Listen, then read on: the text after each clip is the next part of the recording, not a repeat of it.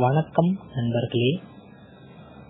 நாகரிகத்தின் முதல் படியாக விவசாயம் இருந்து வருகிறது. நாடோடியாக திரிந்த மனிதனின் நிலையான வாழ்க்கையின் அடையாளமாக விவசாயம் பார்க்கப்படுகிறது. நமது நாட்டின் முதுகெலும்பாக விவசாயம் இருந்து வருகிறது. விவசாயிகளின் அயராத உழைப்பால் நாம் வயிறார உணவு உண்டு வருகிறோம். நாகரிகம் என்ற போர்வையிலும் நாம் இயற்கையை சீண்டாத வரையிலும் இயற்கை விவசாயிகளை சோதித்தாலும் வஞ்சித்ததும் இல்லை, கைவிட்டதும் இல்லை. பருவம் தவற செழித்து வளர்ந்தது. பச்சை பசேல் என காட்சி அளித்தன இக்கெட்டு தூரம் வயல்வெளிகள்.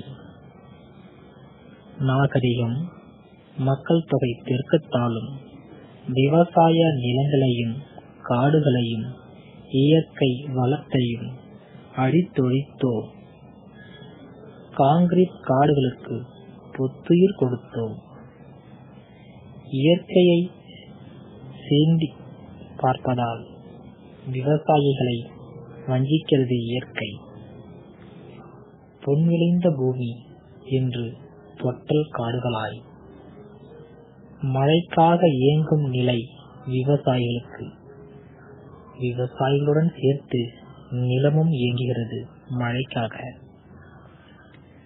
இன்னும் செவிமடுக்கவில்லை என்றால் குடிக்க ஒரு சொட்டு தண்ணீர் இல்லாமல் பஞ்சம் தலைவிரித்தாடும்.